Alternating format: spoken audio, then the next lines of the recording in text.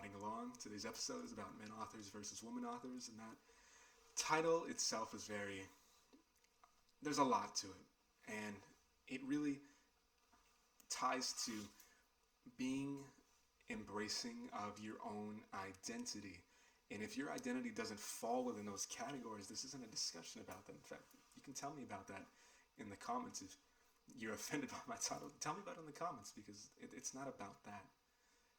And I have a feeling you can tell that already. It's really just about embracing where you come from, what you identify with, and this is not a discussion on gender. It's a discussion on you. It's a discussion about you, for you, about yourself, and you're participating in it just by watching already. If you're reacting to it, if the title incited any response in you, listen to what that response is before you go in the comment section. Before you write me a long, lengthy email, and I'll read it.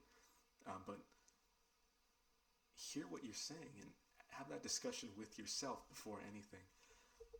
Really, what it comes down to is there was this book that a really famous female author wrote, and she said all kinds of things that I honestly wasn't sure if a male author would have been able to write, because the place she came from was very true to being a woman, to how she saw being a woman as linked to who she was.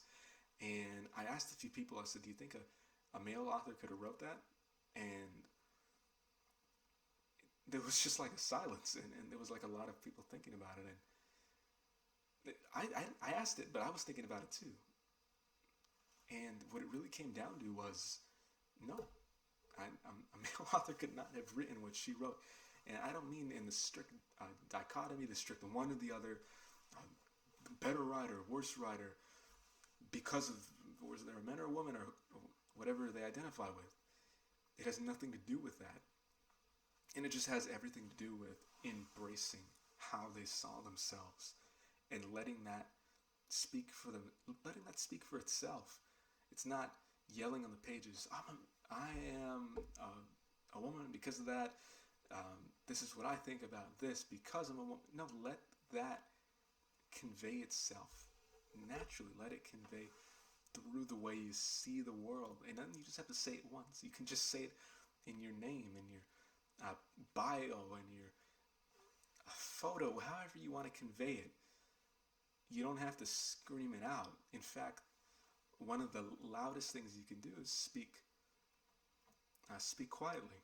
And if what you have to say is really significant, or is really, and significance is just meaning, it's permeating and it's entering people's minds and it's creating dialogues within themselves, that's a real sign that what you're saying is real. It has something to it. Good writing isn't, male writers are better than female writers, or women writers, the other way around, women writers are better than male writers. It's nothing like that at all. And the fact is, you probably have things that really align with who you are more than anything. And P.S. Speaking quietly, it's 3 a.m. on Southern California, so that's why I'm talking a little low. But turn the volume up on the mic. Hopefully, it's loud enough. I think it is a little volume bar showing that it's coming through. And again, who you are as a person is not just your gender. It's really not. There's a lot of other things that make you the person you are. And if you tie how you're writing or what you're writing just to this one category, I am a male author in 2022. I'm a woman author in 2025. You're creating a silo for yourself, and you're stuck there. And it's easy to market. It's easy to sell that. It's much like ascribing your ethnicity to how you write as well. There's a way that people can do it authentically and real, but you got to be careful out there, because a lot of people, again, just are utilizing that category as just kind of this easy magic solution to describe who and what you are. But you want to really, if you're trying to convey something, don't let your message become blurred by this one category, by this one word that is not at all everything you are. If you were just a woman, if you were just a man, or any other word used to identify with yourself, if that was all you were, you would just be this anatomic model of a body on a page. That's it. And you'd have a word on top of you. And that's all you are, if that's how you chose to see yourself. But again, it's a part of who you are. It's not all of it. And it could be very significant. It might even be, in your head, more important than anything else. But it's still just a part of you. And you want to encompass more than just that through your writing. As a writer, you want the readers to be engrossed and engaged by more than just something that's one-dimensional, because it's not like you're overcoming one-dimensionalism. It's the fact that you're kind of elucidating and bringing to light that it's not just that, and that's not an effort. It's not something you have to. How am I going to do that? How am I going to become more than just one word? No, you already are. You're way more than just one word as a writer, and you are going to be showing that by the way you see your identity to begin with. The approach, the very way that you are coming to the page is really going to have that happen automatically for you. When you start seeing yourself through the lens of, I'm this, I'm that. Maybe you're a parent, maybe you're a student, maybe you're an American, maybe you're not American. You're poor, you're rich, you're all these different things. And you don't have to associate positive or negative connotations with them. This is good and this is bad, this is bad. Embrace your flaws too. Certain personality traits you love to change about yourself, and those are, nevertheless, whether you like them right now or not, whether you know them or the people are trying to tell you about them, all right, just be honest about it. And that's going to flow through your writing. Why? Because your writing is a part of you, and if you kind of not purify, but if you got that side, and if you get that side of yourself in line, not even perfectly, but if you're just aspiring to it, that's going to convey itself through your words. It's going to appear. It's much like what you consume is directly related to how you interact. I'm serious. This is not a nutrition tangent, but what you do consume does affect the way you think, the way you kind of act, the way your motivation and stuff like that.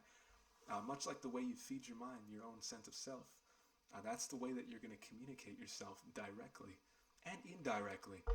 And honestly, I really believe that you can accomplish a lot more indirectly, because if you are just this one thing, it's just like this bright spotlight, and it's just this powerful light that overcomes any other lights that you try to. Maybe it's just there's more.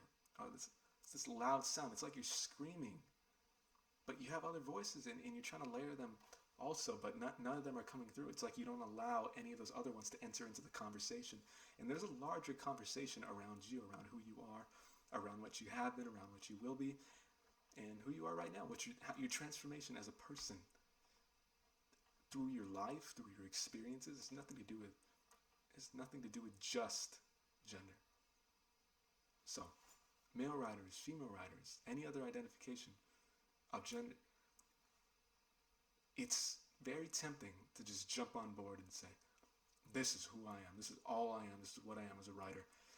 But most likely, if you're thinking like this, you're probably just starting out, and you do owe it to yourself to acknowledge that there's more than you. And yes, that can still be the most, in your mind, the most important part of you.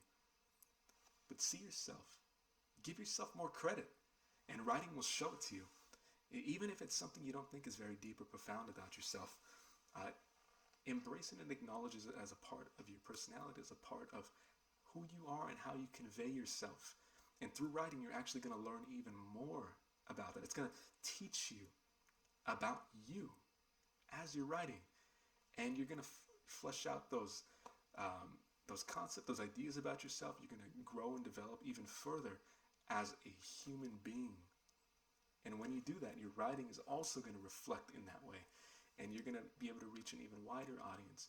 You're going to be able to open up their eyes and perspectives to who you are, to what it's like, to what people should know about you. And the way you live, the way you perceive the world, the way your interactions are clearly defined by these different aspects. When you have multiple, it is an amazing thing. It's like you get one harmony, right? You get one melody. this cool part of a song, then you layer it on top of another, layer it on top of another. Any genre across the world. I'm talking any kind of symphony music from any of your country, whatever country you're from. You probably had some great composers, or just rock music, or ancient music. It was all layered. It was different elements, and there was not one that was louder than the like so loud that you couldn't hear the others. That was pointless. Then what's the point of playing the others? The others just kind of die out. They get discouraged, and you don't want to discourage the other parts of yourself because they'll get tired. They'll grow weak if they're never even heard, and they're waiting to be heard. Let it shine. Let it be known. Let it be seen. Let it be read by and through your writing. And if you work on it just in your writing, you're going to see it happen in other areas of your life too. It's going to be huge. It's a way to, again, develop more than just strictly as your writer identity. It's going to show in other ways, and it's just going to keep feeding back into your development as a person who can really convey themselves through words, which is, as a skill, I mean, that is priceless. That's something that you can't just overlook, because words are really powerful. There are worlds, there's a world you see that others would benefit from seeing. I'm not just telling them that to be nice. I mean legitimately. You see things that other people wish they could see, or give it to them. Show it to them with your writing. Maybe they don't even know how much value there would be seen through your eyes and your lens, and how these certain things that you wish could be fixed, that are right, things that are good, things that aren't, from your own mind, not just this philosophical debate of, oh, what's good and what's bad. No, I mean, let them into your eyes, let them into your mind through your writing. And you can do that by acknowledging all the parts within you, not just your gender. Check out How to Write a Book in 30 Days, 10-part guide at writingalong.com. And the necessity of this video really is just that there's a lot of pressure out there, and when beginning, it's so tempting to just fall into one category. I'm a male writer, I'm a woman writer, I'm this and that, cool, you are, but you're more too. You really are. Give yourself more credit, give yourself more dimension that's already there. Show it. Don't be afraid to show it. And if you are right now, just show a little bit of it, and you'll find out it'll grow even deeper, it'll grow even wider, more expansive as you go. Thanks for stopping by on today's video, and I'll see you around. Thanks for checking out Writing Along.